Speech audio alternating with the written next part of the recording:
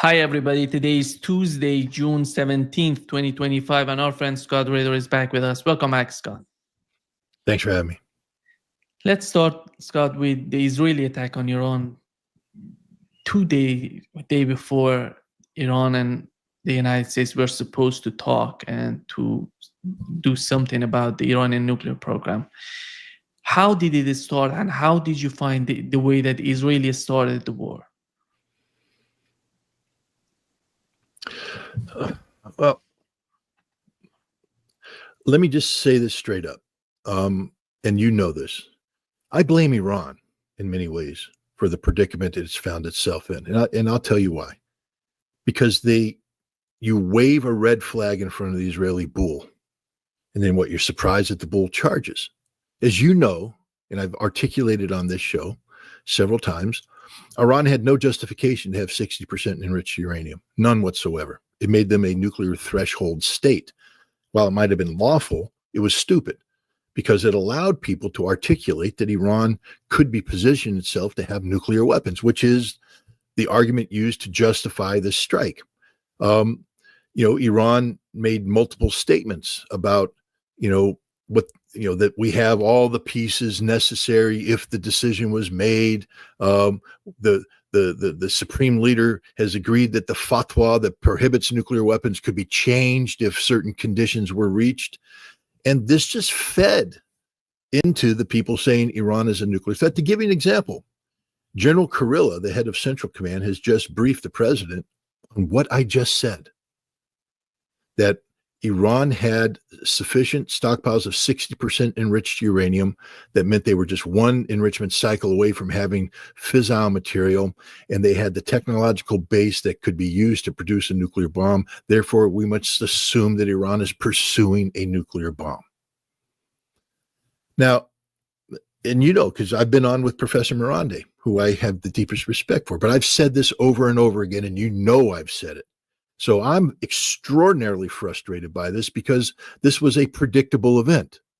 Now, to Iran's credit, they were trying to negotiate in good faith to get out of this.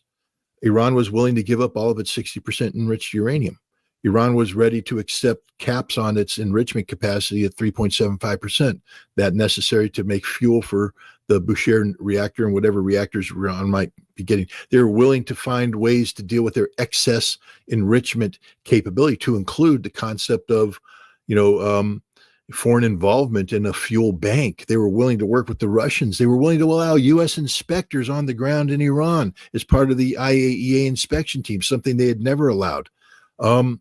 All of this, their lead negotiator, Ali Shamkhani, a close advisor to the supreme leader, to the president, was on TV I think 2 days before the Israeli attack, saying, "Yeah, we're ready to sign a treaty that says no nuclear weapons." So Iran did all the right things after getting themselves in a very difficult situation. I think Iran realized that they had pushed it up to this concept of a threshold capability up as far as they could go, that they stopped waving the red flag. They started to withdraw from the ring. But it was too late. Israel, recognizing this, launched their attack, because if Shamkhani had been allowed to meet with Witkoff and they had come up with an agreement on Sunday, politically it would have been impossible for Israel to attack. But the other thing I think we're also finding out is that while Witkoff may have been negotiating in good faith, Donald Trump wasn't. That Donald Trump was always using this negotiation process as a mechanism to buy time and build justification for an Israeli intervention. And Donald Trump is the one who told the Iranians Sunday is the critical day. That's why Shamkhani was on TV saying, we're ready. We're ready to bring this thing to fruition. We're ready to seal the deal. We're ready to do what is necessary to avoid this, any potential conflict. And Trump set them up. Meanwhile, Trump was working with the Israelis to attack. And we know this. We know it. One, Trump has pretty much admitted it. But two, David Kurilla, the same general that I just spoke about, briefed the president prior to the Israeli action that the United States military was prepared to execute a range of military options against Iran. That meant right now. You can't make that briefing knowing that Israel is going to attack without knowing that you have to deconflict. That means that the U.S. attack plan was fully deconflicted with the Israeli attack plan. And the president knew this. We knew this attack was going to take place, this Pearl Harbor event. And I use that Pearl Harbor event term because it's important. This was a surprise attack. There's no justification for this attack under international law. If Israel wants to declare the right to preemptive self-defense under Article 51 of the United Nations Charter, then they need to articulate that. They need to go to the United Nations and the Security Council and confront the Security Council with the threat, the imminent threat posed by Iran. But you can't make that case when Iran is in the process of negotiating with the United States to eliminate the things that made that threat imminent. Israel has no justification. Their concept of preemptive strike is legally flawed. They are a criminal entity here. They are guilty of the greatest war crime possible, and that is to execute a war of aggression, which is what Israel has done here. They started a war of aggression, and the United States is complicit because we facilitated it. We worked with them. We are culpable just as they are in this. And I think the Israelis and Donald Trump believed that they were going to launch a shock and awe campaign, decapitate. They killed Shamkhani. They killed the negotiator. And they killed senior Iranian military officials. And I think they believed that by decapitating the Iranian leadership and then hitting Tehran and the nuclear sites with this shock and awe explosions, that Iran would collapse like a house of cards. Instead, what they got is the harsh reality of Iranian retaliation, which is ongoing and devastating to Israel. When it comes to the initial hours of the attack, Israeli attack on Iran, can we say what has happened to Iranian defense system? Why it took time to respond to Israel? Well, I think any military person understands that when you put your military on high alert, that is not something you can sustain indefinitely. So you normally don't raise your high alert status until you believe that there is the real potential that you're going to be under attack. Iran was told that there's no danger of attack. Iran was told that there's a negotiation taking place. Iran was preparing for that negotiation. Now people can say how immature and how this and how that. Well, you know what? You're not Iranian. I mean, I know you are, but you're not an Iranian government official. You don't have the burden of responsibility of a nation on your shoulders. And I believe the Iranian government honestly believed that this negotiation was going to happen, that this negotiation was the critical juncture. Now, had that negotiation gone bad, then Iran would have elevated its posture. But you can't maintain a high level of readiness indefinitely. And so I just think the Iranians, had allowed themselves to be lulled into a false sense of complacency. I also believe that the Israelis are pretty damn good at what they do. I mean, they had apparently a massive series of drone factories and throughout Iran that were used to launch these decapitation strikes. Again, if I think it was on your show, Nima, where I confronted Professor Marandi about this. If you remember, I said that the assassination of Haniyeh was done by a Mossad drone. I said, what the hell? How does that happen? Do you not understand that Israel now has the capacity to take out your leadership in a preemptive strike? I predicted this very thing on this show with Professor Marandi. I said Israel will use drones to carry out a preemptive strike. Why Iran wasn't able to safeguard themselves or to do something to prevent this, I don't know. But the Israelis are pretty damn good. These are the same guys that infiltrated Hezbollah, got pagers in there, and took out, a good chunk of Hezbollah's intermediate leadership. These are the guys that found out where Nasrallah was and killed him. So you don't have to support Israel to understand that their intelligence services are very good, and their air force is very good, with very good pilots, very good aircraft, very good munitions. And so if Iran's asleep at the wheel, believing there's going to be a negotiation on Sunday, Israel gets a clean shot. and that's what they did. They got a very clean shot in there. It did a lot of damage, but it wasn't a knockout punch. I mean, I'm always reminded of, I tell people, you don't want to go up to Mike Tyson in his prime and try to cold cock him, because if you don't knock him out and he looks at you, you're in a lot of trouble. Israel didn't knock Iran out. Iran is the equivalent of Mike Tyson in its prime. And Iran now has pivoted back on Israel and making Israel pay a price. Scott, you've mentioned that they were planning. It seems that many of our guests are suggesting that Israel was planning this attack for years. And if we assume that, and what has happened in Russia, it seems that they help Ukraine to go attack Russia as well, because it was the same sort of strategy, bringing the drones and just somehow using the drones against.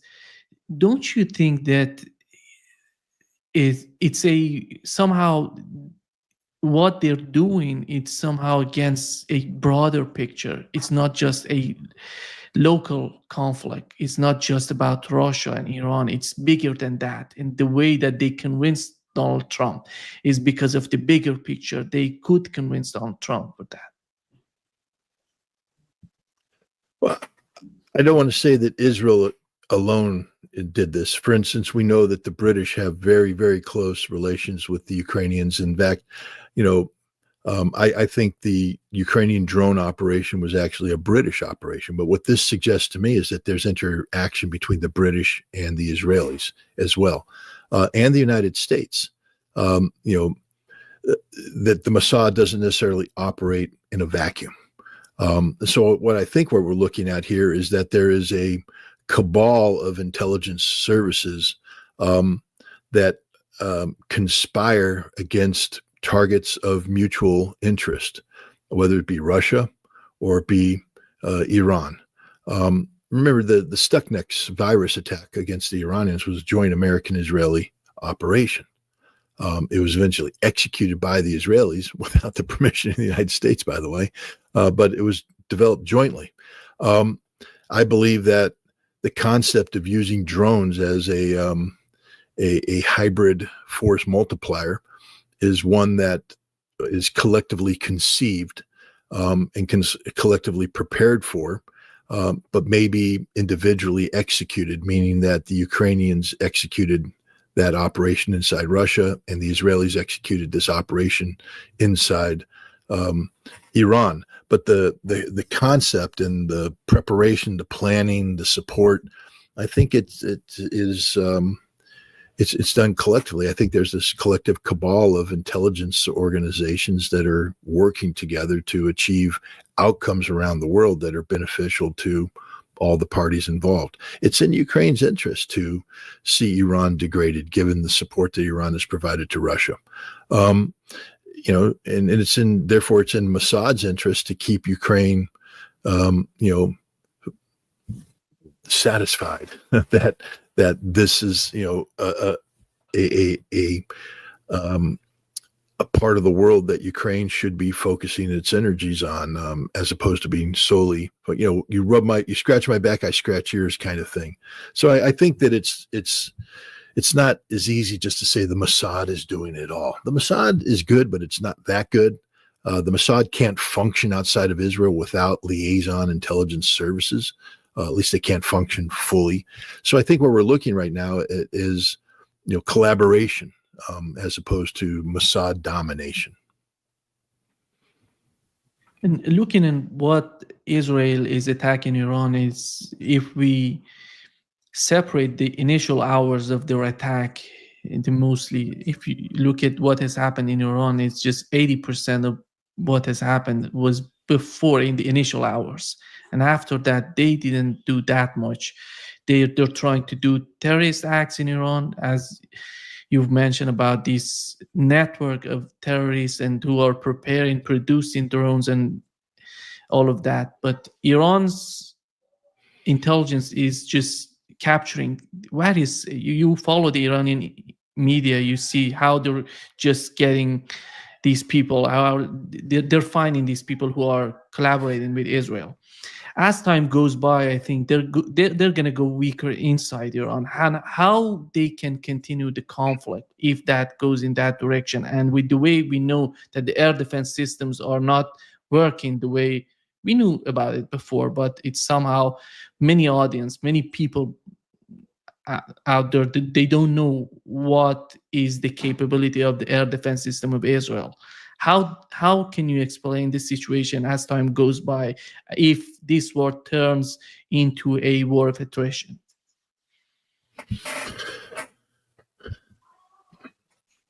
Yeah, Israel delivered a Sunday punch in its Pearl Harbor attack on Iran. But as you pointed out, the vast majority of the strikes that were done, especially in Tehran, were carried out by drones, not by, Israeli aircraft. The notion that Israel has air superiority over Iranian airspace is largely an Israeli propaganda ploy, trying to demoralize the people of Iran. Because remember, we're not looking at a campaign that's focused on,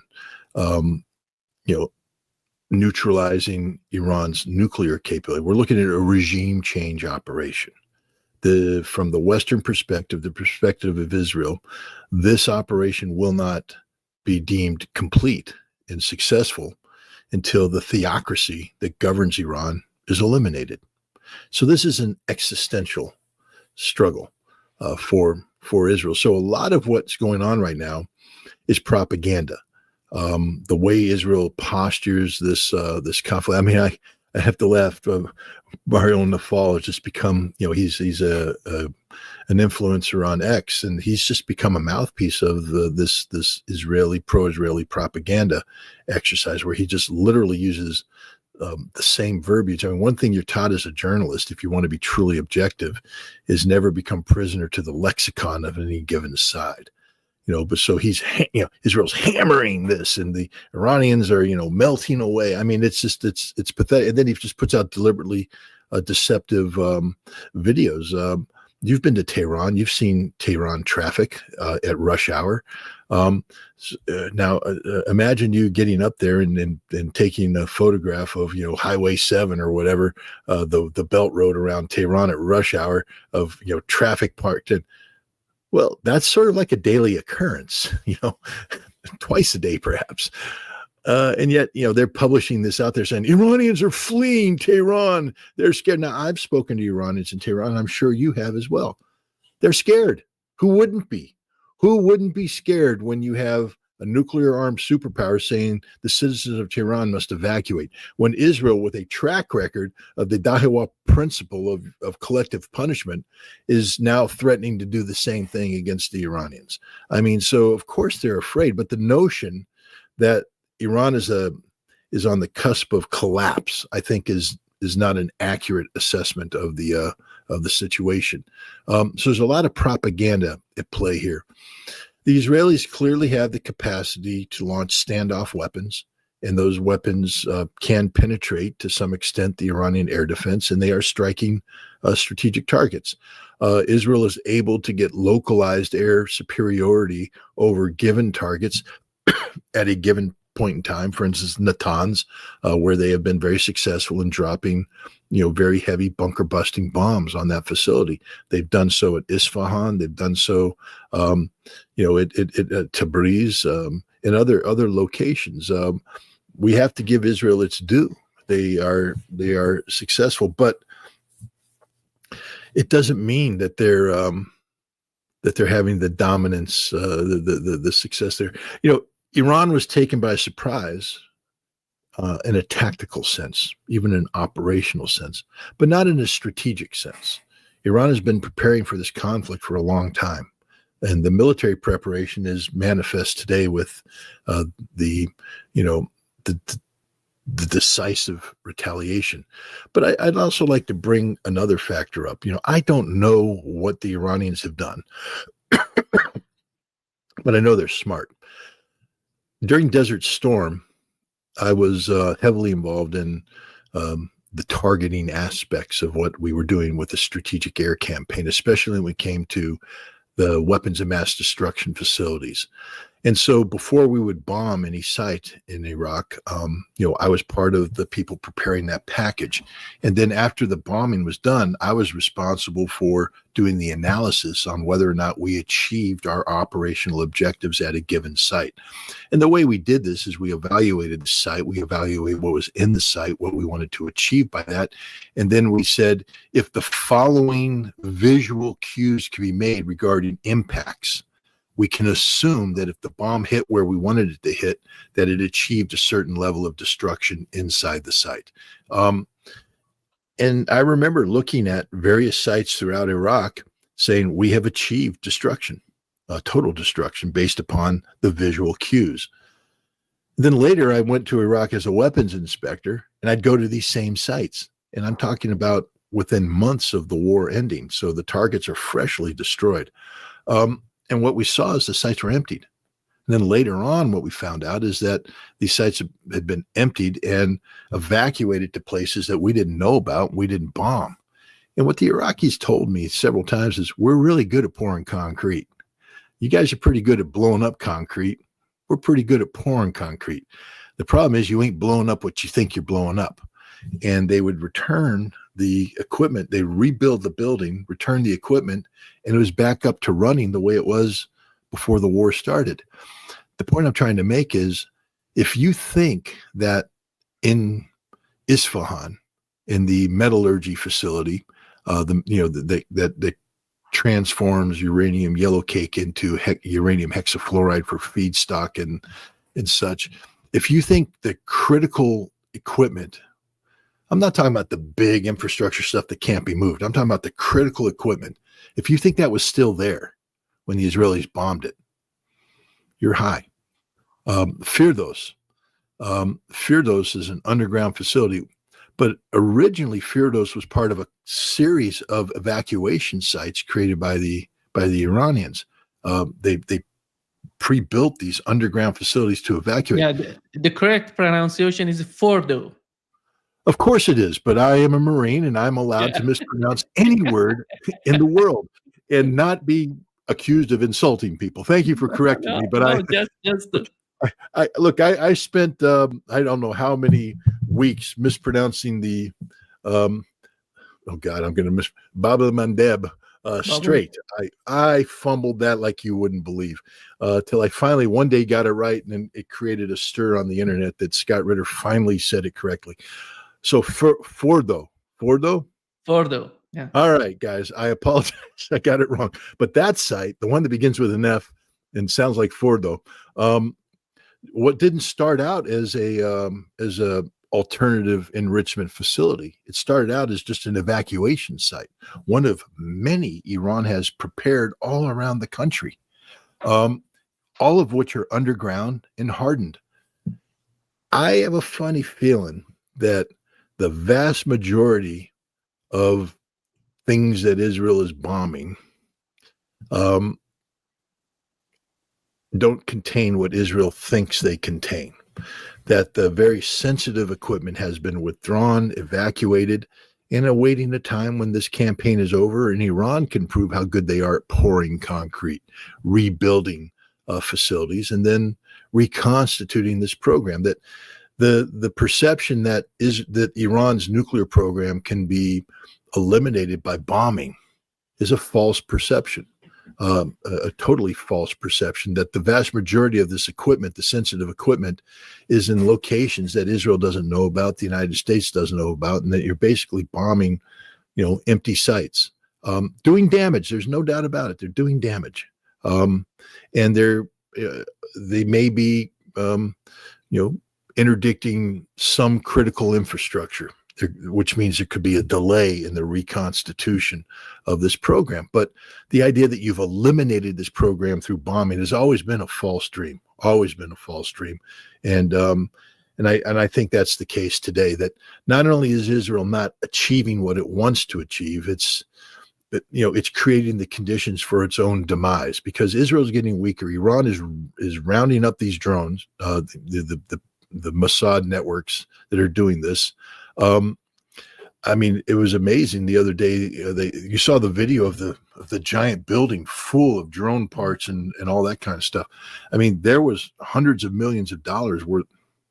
That might be an exaggeration. There was a lot of money of equipment located in that facility. And to build that facility took time. The cover story, the people, to make this thing operate. 10 years, Scott, 10 years. These people who are right now, they were captured by the Iranian intelligence. They're talking about 10 years cooperating with Israel. Yeah. And so this is a huge loss for Israel, because you don't, if it's 10 years, you don't immediately replicate it. All right, well, we lost a couple of our drone boys. Let's go ahead and readily reconstitute this. You can't. And these people had deep cover stories. These people were thoroughly integrated into Iranian society to escape detection. That capacity is gone, and you don't regenerate that, not overnight. And so Israel is just going to get weaker and weaker. Now, the Israelis have said come Thursday and Friday, they're going to do something that's going to shock everybody. And in my mind, I wouldn't be surprised. I wouldn't be surprised if the Israelis have another capacity. I mean, maybe phones will start blowing up. Maybe, who knows? I know that Professor Morandi was advised to get rid of his phone. And hopefully he has done this, and hopefully other people have done that as well. Change your pattern of life. Do something to make sure that whatever happens on Thursday and Friday, if it happens, doesn't achieve the outcomes that they want. But there's no doubt in my mind that the Israelis have another trick up their sleeve that they're going to try. But these are tricks. This isn't war. This is trickery. You don't win wars with flashy one-of games. You win wars with sustained military capacity, and Israel is running out of its ability to, launch a sustained air campaign. I always said, and I've said this for many years, that while Israel can initiate a bombing campaign against Iran, it can't sustain it. It lacks the military capacity to sustain this. And as a result, it's like, having a plan for a hornet's nest. All right, guys, because I did this as a child. We're going to cut off the hornet's nest. We're going to bring it into the garage, and then we're going to spray it with water. That was the plan. And then we did it, and we sprayed it with water, and all the hornets came running out. And that was the end of our plan. We were running for our lives. We didn't know how to contain the hornets once they came out. And that's what Israel has done here. They chopped off the hornet's nest, they brought it into the garage, and they sprayed it down with a hose. And now they're getting stung, and they don't have a plan.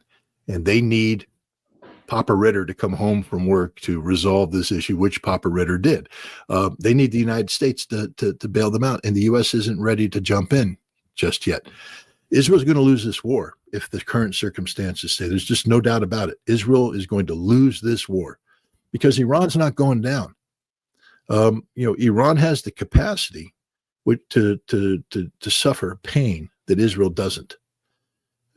People shouldn't forget. We always talk about the Russians in their World War II history. Russia, the Soviet Union suffered 27 million, and they didn't quit. They rode it out. They won the war. That's all true.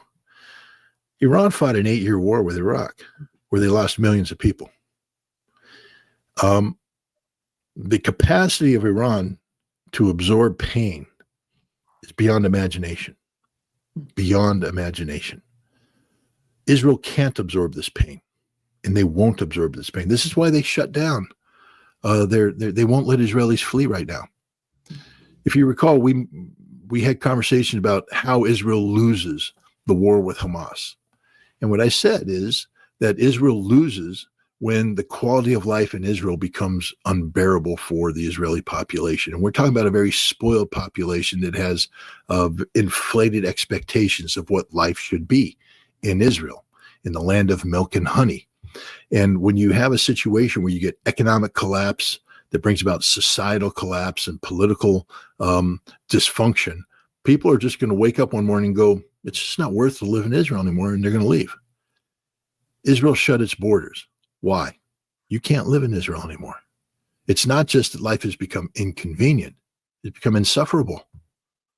I mean, we are looking at Israeli neighborhoods being transformed into Gaza, which is why we don't have too much sympathy for the Israelis when they cry about this, except the difference is the Iranians aren't trying to kill Israeli civilians. This isn't a, reverse Daiwa principle. This isn't collective punishment. For all the destruction that Iran has done, the number of Israeli dead is 13? 13? I mean, if you were trying to actually harm the Israeli population, the number of dead right now should be in the thousands, because that's what the Israelis have done to Gaza, hundreds of thousands, possibly, when they attacked Beirut, and in the collective punishment principle, thousands are dead. Iran, with all of the destruction that they've done, killed 13 people. Meanwhile, Israel, what's the number now of dead Iranians? It's in the hundreds. So, they killed much more civilians. Yeah. Much more. I mean, it's tragic. The stories coming out, the one apartment complex came down, 20 some odd children killed, 60 family members, all civilians, done deliberately, targeted deliberately by Israel because they wanted to get a scientist. That's the sickness of the Israeli mind. We're going to kill a scientist, as if that's going to solve anything. But to kill the scientist, we not only will kill his family, but the family of everybody who lives in the apartment complex there. This is criminal. This isn't legitimate, but Iran's not doing the same thing to Israel. They give plenty of advance notice. The alarms go off. People go to the shelters, and the destruction is generally limited to the vicinity of a legitimate target that Iran is taking out. But the bottom line, though, is Israel is becoming a place where people can't live. They've taken out a gas production facility in Haifa. I don't know when they're going to take out Ashdod, but when they do, Israel goes lights out. They've taken out the port facility in Haifa. They've taken out Ben Gurion Airport. They've the Iranian and just what is it this morning? They took out very sensitive intelligence facilities. Precision strike. Israel will lose this war if it continues on this trajectory, and this is why Israel is so desperate to get the United States to intervene. But even American intervention doesn't guarantee a positive outcome for Israel. At some point in time, the border restrictions are going to be lifted, and you're going to see millions of Israelis flee this destroyed nation. And when that happens, that's the end of Israel. Yesterday, I talked with Professor Ted Postel. He mentioned, we were talking about the way that Israel, if Israel is capable of destroying Iranian nuclear program, nuclear sites. And he mentioned something about the structure, the form structure, diamond-like structures that they can be used in these sort of facilities. And he said the direct impact on this structure, they're not going to penetrate that much. Even the best bomber of the United States is 61 meter to penetrate. And it's totally, in his assessment, even going with the idea of destroying Iranian nuclear program by these bombers, it's delusional. He was technically, he was explaining how it was a failure from the beginning.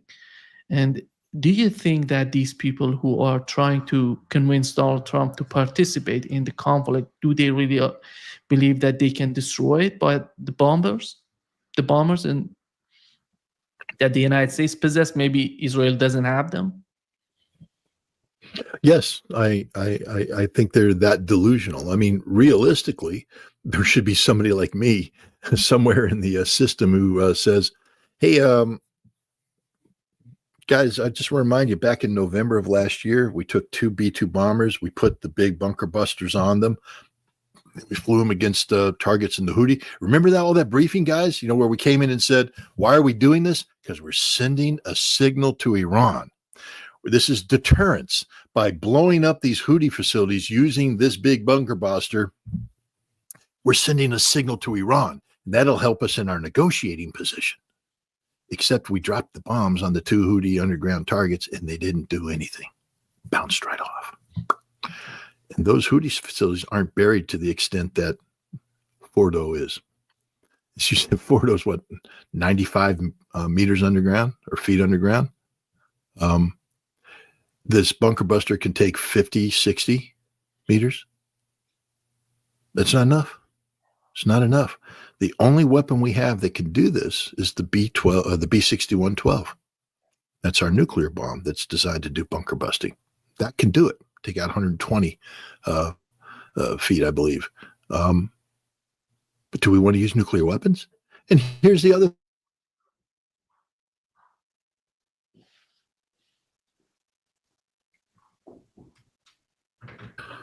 We got jammed. Are you back? Yeah. I'm back. I started talking about nuclear weapons and the FBI went crazy. They're like, oh, shut them down. Shut them down.